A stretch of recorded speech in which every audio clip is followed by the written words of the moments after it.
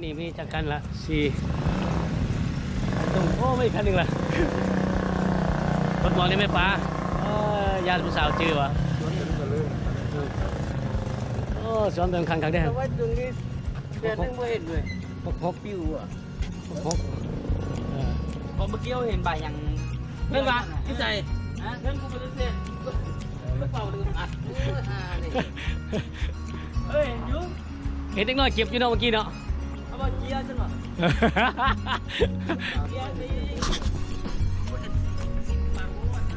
สี่คันดูนี่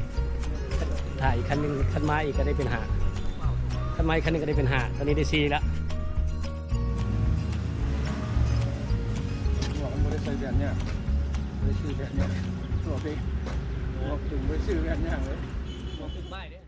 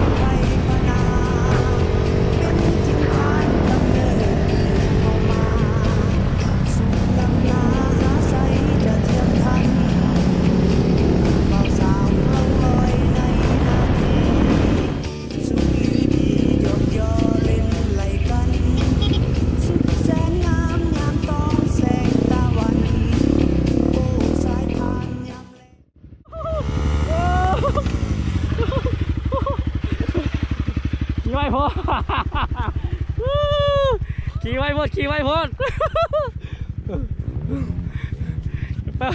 ขี่ไว้พดขี่ไว้พดขี่คำขนาดจะขี่ไว้ไหมขี่โดดซุกโอ้เอาไปคันนี้โอ้โดน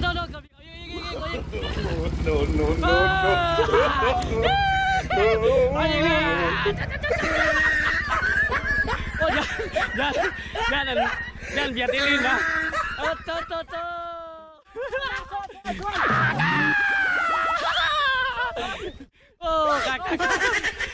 ชุดยอดเป็นสอง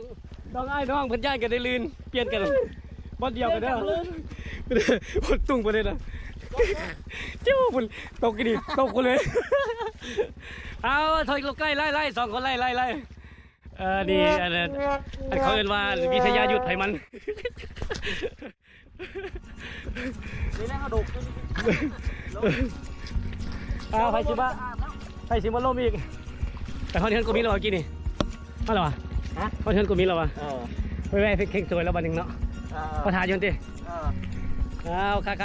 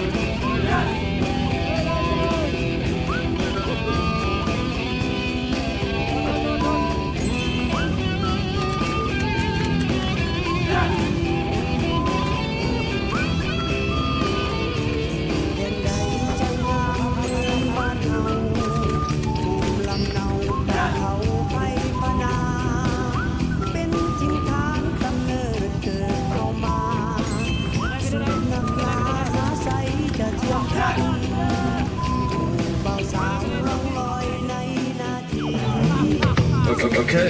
yeah. แสนงามยามต้องแสงตะวันโอ้สายทานยามแรงบานของเขา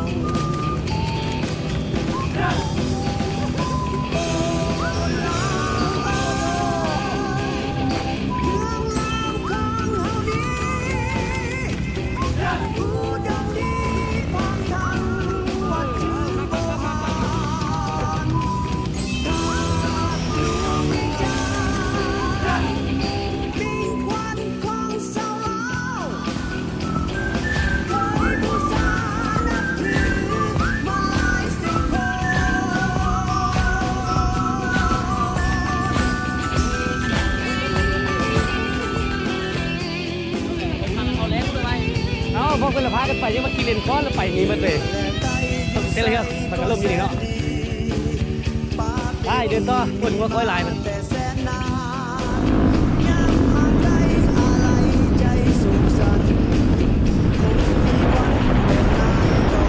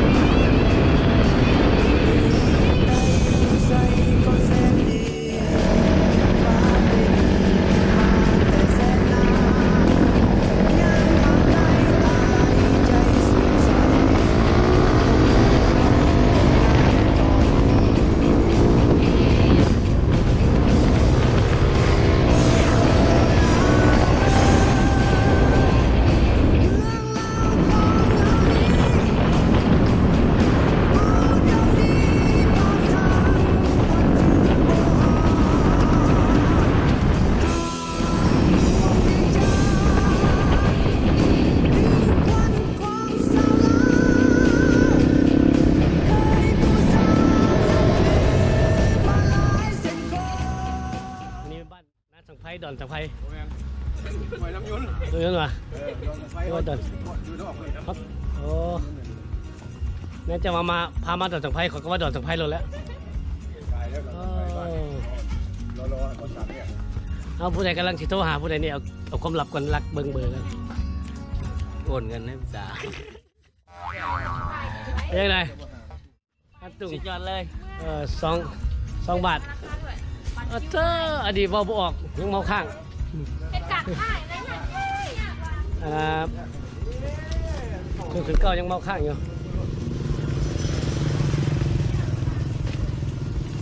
ถ่ายเต็มที่มือเลยเจ้าของตัวเอง กินน้ำมั้ยนี่น่ะ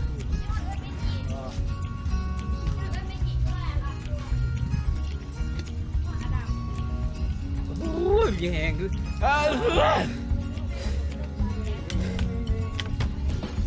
พวกแล้วกัน อ้าวคุณเจ้าก็ไงบอลเฮ้ยหัวหน้าทีมน้ำออกเฮ้ยให้คันขาเงาก่อนขาเงาก่อน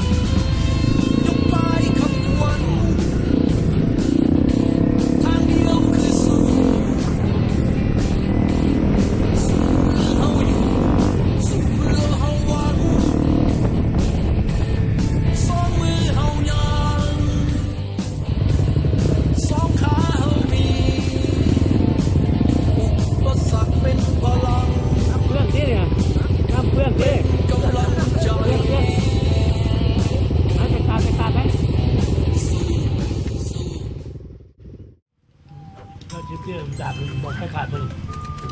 เป็นคนของเขา นี่ด่านโกบด่านข้างข่าว ว่าบอกไซมาอันชักเรียนไปโอ้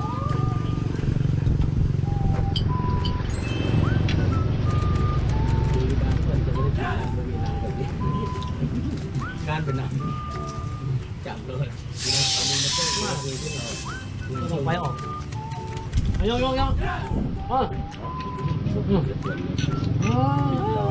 ที่เดียวกันแหละยกตุ้ง เอาได้ เขาก็เลยกินเบียร์กันแล้ว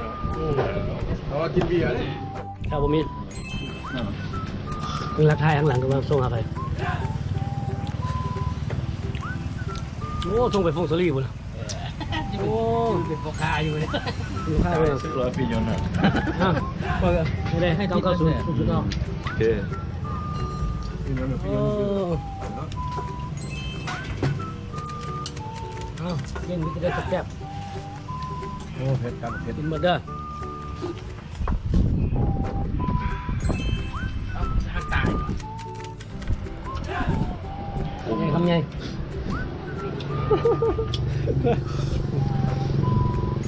ทำไงตรงทำไงแซ่บบ่ลาบดิบนะแซ่บแกงเกาหลีแกงเกาเหลาแกงเพี้ยต้มเพี้ย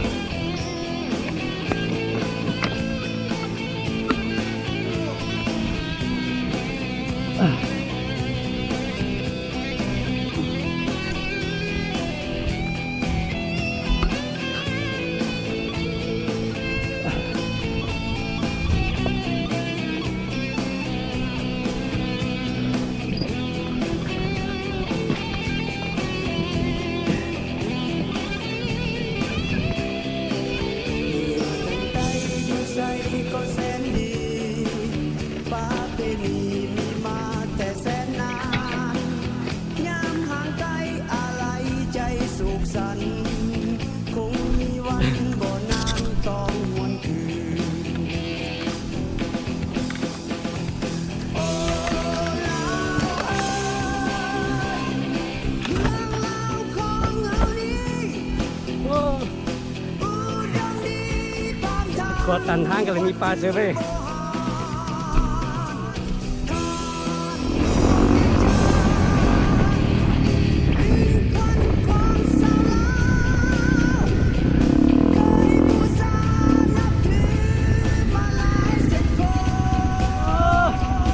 ตุ้ยเห็นเด่นข้างเลยอย่าหัวตอนนั้นเดินกันเลยมันทุกขับเลย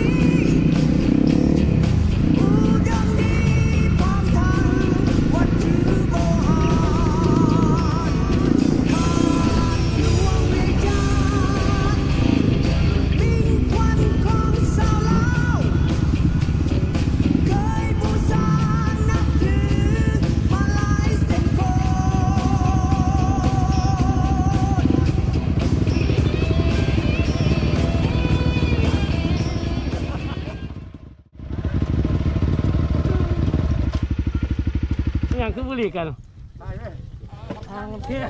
คือบุหรี่กันว่ะโอ้เกือบตกกำคลองเนาะ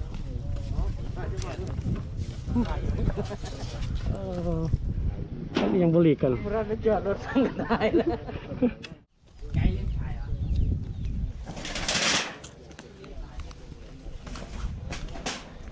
รถแคมป์คลองแล้วโอ้เป็นบอลท่องเที่ยววันทีมงานรถถีบมักมาถ่ายรูปเนี่ยโอ้หลายคันเติมตัวนี้พอละสิการลงไปสิเมื่อย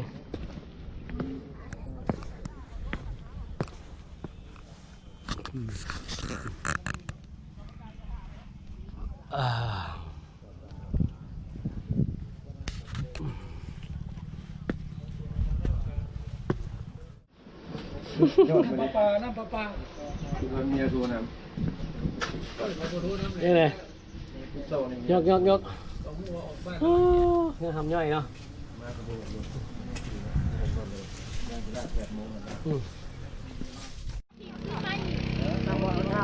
โอ้แต่เป็นงามเลยอ้าวต่างคนต่างทายกัน รถแหละ ต่างคนต่างทายกัน บอกลงท่าน โอ้แต่เป็นงามเลยทายไปกัน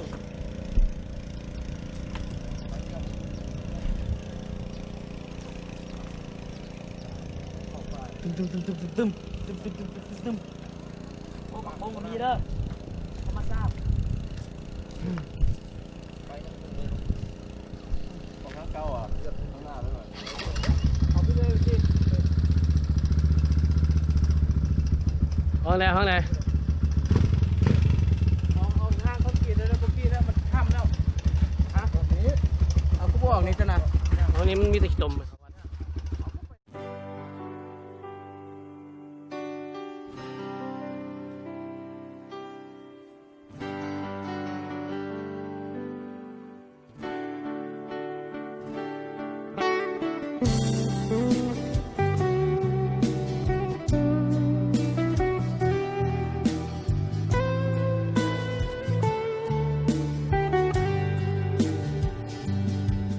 วันเวลาผ่านมาเนิ่นนานเหมือนสายทานไหลไปบ่หวนคืนแต่มีคำหนึ่งที่มั่นคงและยั่งยืนบ่อาจลืมความเป็นเพื่อนดีต่อกัน